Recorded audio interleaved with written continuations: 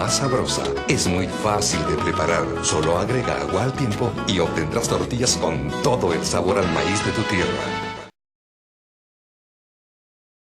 I want to give it a shot also to win this game, but obviously we're very pleased with this result. I mean, Mexico gave everything they had, you know, put us in a lot of pressure, and I think the way our team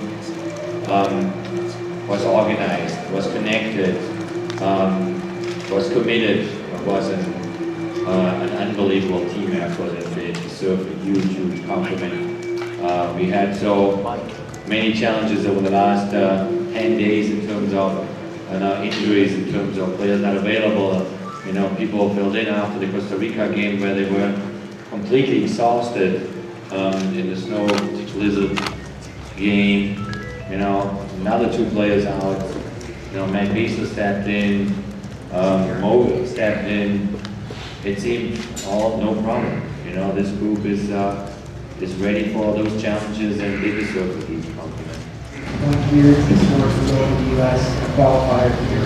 Can you talk a little bit about the play of your center backs, Mark Gonzalez and Matt Beasler? Number one has a lot of experience coming into this environment. Well, I think we got to give credit a little bit to our January camp. They gave us a chance actually to have Omar and Matt work day by day, busy side on side. There was already a very good understanding from them because they've trained a month long together.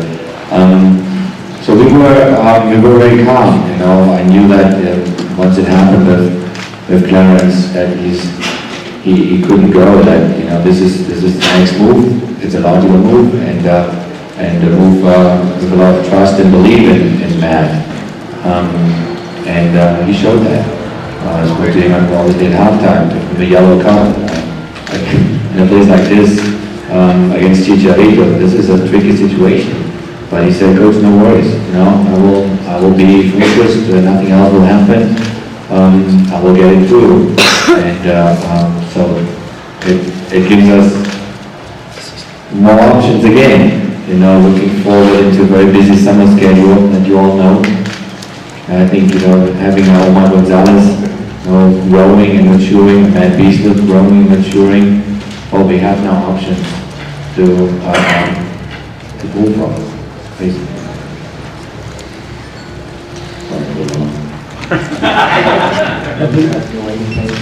Relinquishing possession for a long chunk of game, playing long balls against your tall central defenders. Did you expect them to play that way?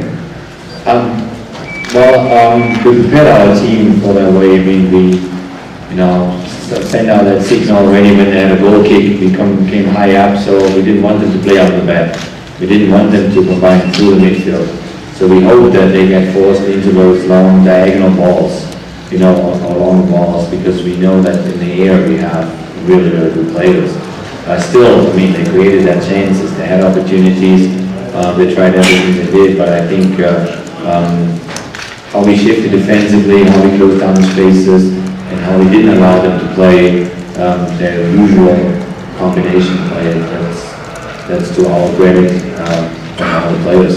Starting out front with Josie, who just ran out of gas. I mean, he left so much energy on Friday night against Costa Rica that, you know, after an hour we just said, let's give some fresh legs now to Eddie Johnston. But they all were totally committed. The yellow card, you came through that. What kind of adjustments were made there, and how do you play this meeting performance to make sure that?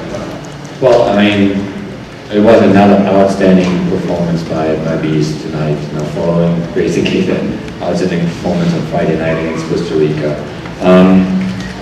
We try to help him. We try to shift over more, you know, so they can build a triangle there, basically on the left flank, and help him out there better. But he is so experienced and he's so calm that he knows once he got that yellow card, he knew that he has to hold back in certain situations. But his anticipation, how he kind of reads the game, how he knows where the ball will drop down and what spot to go before actually the ball gets there, that is one of his strengths. And you could see that the second half, a lot of the balls he won actually by just by reading it and that makes it now for us another asset, you know, to have, which is just great for us. Gomez and Zusi coming back and helping out the fullbacks. Also talk about Michael Bradley today, just in the middle and controlling things. Well, a game like this, you know, in front of 100,000 people against a very, very good team that, by the way, hasn't lost a game yet, you know. Honestly, they didn't beat Jamaica in the first one, and then they gave away a 3-0 lead in Honduras for the reasons you guys know. I think the only way you can, you know, get a result here is that all the pieces, you know, are connected. So that means for Graham Susie on the right, and he's connected with Jeff Cameron, you know, for World on the left, he's connected with these. The both number 6s, in that case, Mo and Michael, they need to be connected to the sides as well, build triangles. We had Clint Dempsey running all over the place, helping out, you know, going in between the 2 number 6s that play them those long balls we just spoke about. So it was a huge team effort, you know, and we knew that we were going to come under pressure because it is what it is here. Yeah. When did you know the class was going to be? How much notice did you have? Well, we knew that Darren's already after the Costa Rica game, had hamstring problems. You know, we didn't know how, you know, big the problem is. Nothing happened, and he's still fine. He probably can still play. But so we kind of tested him every day. We talked to the physios, and he came up then yesterday. And basically after the warm-up said, you know what, I'm not sure if I can make the 90 minutes. So maybe possibly he could have played 90 minutes with no problems, but this was highly professional. This is what you wish from a player, coming up to you and saying, you know what, I can't guarantee it, and I don't want to get you in the championship because if I kind of hold my hand up for 30 minutes for a hamstring, I lose one substitution, and I kind of have to mold it all over again. You have to shift people around, and he understood that. That honesty is huge, you know. So being changed already after you guys left and after 15 minutes there, the training session, we shifted right away to Matt Beasley. Defenders missing. It's almost like we forgot Tim Howard isn't here. Could you talk a little bit about Brad Kazan's performance, the bravery and the acrobatics that he showed tonight? No, I mean, we didn't forget about him. I actually texted back and forth with him today. He wished everybody good luck. But Brad's performance is huge. You know, he stepped it up. He was very vocal, great communication. He gave them a lot of confidence and throughout the whole last 10 days. He understood his situation. This is unique. But he made the best out of it. I mean, he made it clear that if anything, you know, comes up with Tim right now, I'm more than a number 2. That's what it was, his signal. And this is fantastic. And for us, great to see. And we are thrilled with his performance tonight, obviously. And we still hope that Timmy is getting healthy as quickly as possible because he's a personality that we need for his leadership as well. El cambio del director técnico de México. Todo el partido estuvo reclamando, sobre todo desde la primera jugada, desde el primer tiempo, donde Chito se arribó del área. Y pues bueno, desde ahí el arbitraje estuvo muy dudoso. No sé si consideras que el equipo se manifestó eso. Question, Coach Jurgen Klinsmann. Do you think the referees, they were to stay in the game?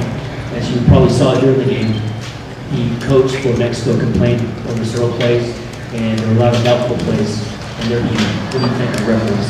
No, I think it was totally fine. But the one moment that you're talking about when Chepo complained too hard, I didn't see that because I was watching the cross there, and then I don't know if it was a foul on Chicharito in that moment, but what happened there, I saw Chepo furious about something. So, you know, you're gonna give us a hand later on to see, you know, whatever happened there. But overall, I think he just really did his job, and there was no other situation when the kind of complaints came on in the second half where there was any penalty discussion, not even, because the one that they had one time was a simple block. But the one in the first half, I didn't see it. So I see that in the TV. How personally satisfying are these last 2 games? No, it's just part of my job. I mean, we have a simple goal which is qualifying for the World Cup. We want to improve this program one step at a time, which I think we're in the middle of it and doing a very good job. And we are actually pleased that there's so much discussion out there, that there's so much debate out there, because it shows you again that we can't stop soccer in the United States anymore. It's a big time part of the society now. You know, I mean, millions of people following it, millions of kids playing it, and there's not everybody on the same page with you. So it is just normal. You know, we want to do our job as good as possible. I think, you know, now having 3 games in that very difficult hex, with 2 away games out of the way, you won your home game. You're going to go into a very busy summer schedule. Be on the right track here. I think, you know, it's important that the players realize that in order to get to another level, you're only getting there by doing more work, and hopefully we lead by example in terms of working hard.